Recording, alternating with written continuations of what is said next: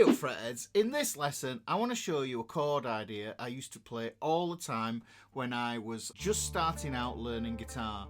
It's one simple shape that moves up the neck, but because you can leave the B and E strings open, every position gives you a different feeling and emotion in the sound of the chord. Some sound beautiful, some sound a bit tense, and some sound a little bit strange in a way that personally I really love. And it also helped me to get more comfortable moving up the neck, and even now I still come back to these shapes because they have so much character. So what we're going to look at here is we're going to look at an E-shaped chord. If we take our E here like this, as you heard me play in that intro, what we're going to do is we're going to move this idea up the neck, and we're going to leave the B and the E strings open, this thin E and the B here.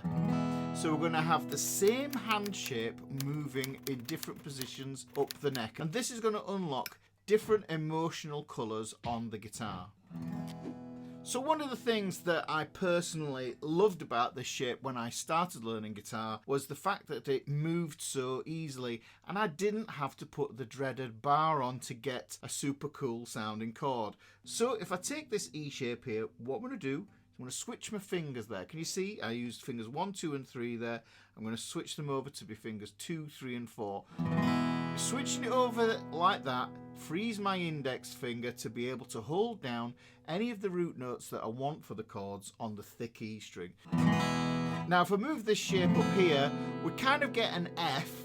I call this F-ish, but the thing is we've still got an E in the bass, and that muddies the sound up. Well, what we want to do is we want to make it sound more like an F by putting the root note of that F chord on here, on that first fret there. Now it might look like I'm barring, but I am not. I am holding down just that note on the E string there, and I've got this arch here, and what it does is it leaves this B and E string open, gives us this exotic lovely sound here. And I challenge you to just strum up and down on these and savor them. Take your time with them, just strum them and listen to them and let them tell you what personality they have and how you can use them in your songs, or you're just jamming or just warming up. And like I said, these I found to be particularly useful for strumming because we can just focus on one shape and then move it into a new position. So this is the whole of the idea here, guys, but we're going to examine the different sounds that we get by moving this shape up the neck. So one of the things that's really useful about this shape is that it uses 4 fingers, and because it's using all the 4 fingers and we're keeping the same shape, what we're actually doing is we're scrubbing our fingertips up the strings here, and that's going to help to toughen them up. So it's also going to help you to be able to aim higher up the neck. It's great for targeting as well, so that's one of those things. So you're looking at it, you might be using your dots to help you to find where you are and find where these chord shapes sound wonderful. So what we can do is we can focus on the strumming and not the chord shape. We just think about the one chord shape and that's it.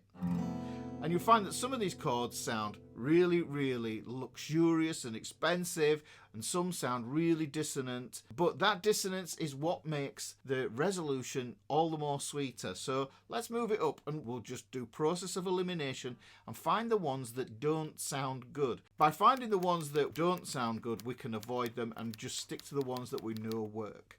Now I want to put the sound of these chords in context, and the way I do this is by asking you to imagine that you're walking through some woods and you come to a tree, and at the base of the tree there is a box. And what you do is you open that box, and the sound of the chord is what dictates what is in the box. So if we play this E chord here, that sounds just very relaxed, very chilled. It's non-confrontational at all. So if we look in there, then it might be a sandwich or something like that in the box. But if we move this up a half step to this F here, now we get some mystery in that box. So what is in that box when you open it, guys? So listen to this one here. I'll move it up again. Listen. That definitely sounds to me like shiny, sparkly things. It's a little bit twinkly, is this chord. Now if I move it up another fret, This one sounds a little bit more resolved. To me, it sounds very bland and sort of brown, but it has a function. It's not going anywhere. And that's okay. But look, if we go down a half step here, we get that mystery back here.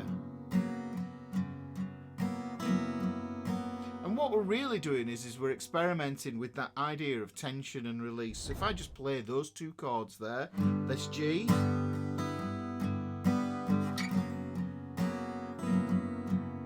resolve back up here,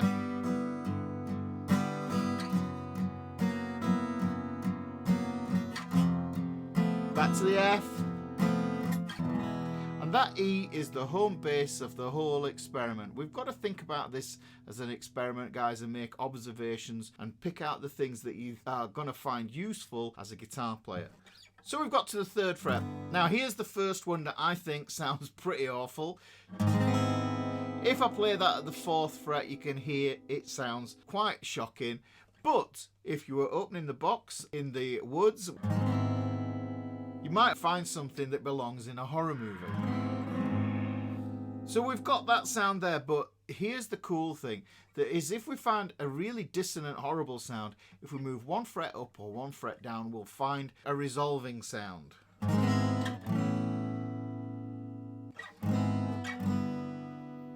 Now, some sounds resolve more than others. And this, actually, at the 5th fret, is another of those chords that sounds absolutely resolved and beautiful here. So this is a little bit more pretty, this chord here, because I'm thinking of this as being an A. Then what I can do is I can use my regular theory knowledge and think to myself, well, an A goes with an E, and will that work? Well, let's have a little try.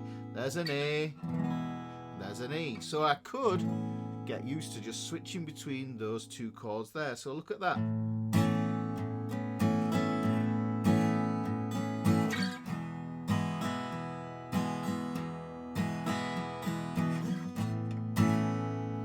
But you see, those open strings there turn that A into something wonderful, something different, give you a little bit extra dimension to the A sound. Carrying on up the neck, and you can hear there, this sounds like you might have walked into a house and walked straight into a big spider's web or something like that. So that's a really dissonant sound. Remember, we know we can resolve by moving a half step up. And that brings us here to this sound here. Thinking of this as being my B, because all I'm doing is I'm thinking E, F, F sharp, G.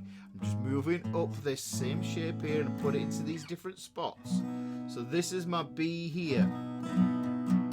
Now I know, because of the key of E, that E and B work together.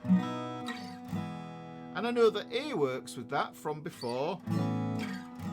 So here what we can do is we can get a pretty cool version of a 1-4-5 if we want to think of a chord progression that we could use to play this. So here's the 1, here's the 4, and here's the 5. But we keep the common notes of that open B string and open E string ringing throughout. So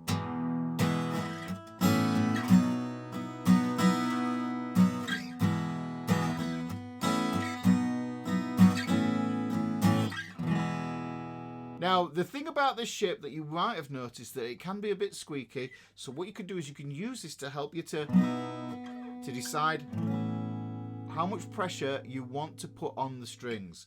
These two chords sound great together. Listen to that.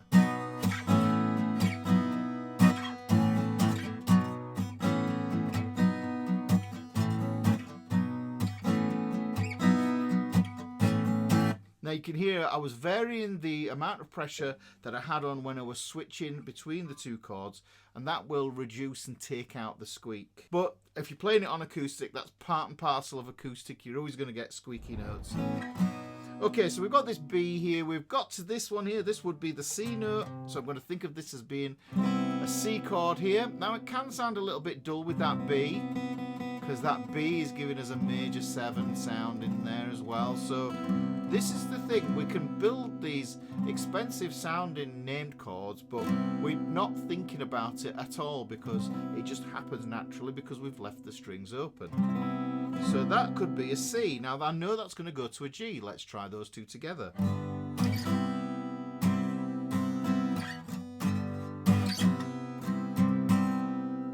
So moving from the C up a half step, this gives us a C sharp, or we can think of it as D flat, and I know that this is going to sound pretty horrendous as well. So you can hear that this chord is quite dissonant, and this might be one of those things that you open a song with, and as soon as everybody hears that chord, they know which song this is. So here, there you go. Now what we can do with this, we can move it up a half step again, and it brings us into something that feels a lot more resolved. This is going to be a D, so let's play this D chord here. Now I know that D and C go together, and you'll find that these chords that are a step apart generally tend to work well together.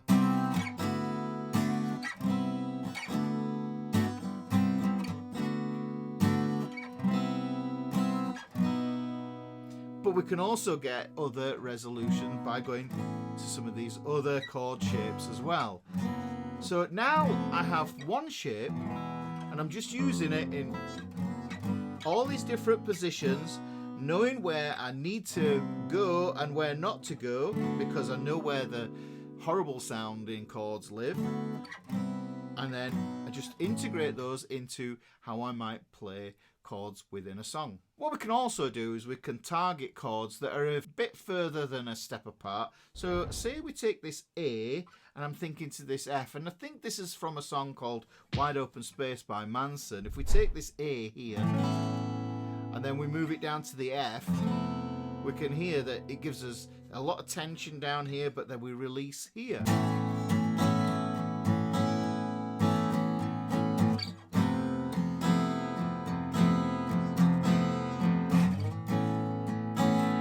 What we want to be doing when we're doing that is we're targeting the chord we're going to move to. So when I'm playing the A, I'm already looking ahead to where the F is going to be. So I'll look first, and then I move.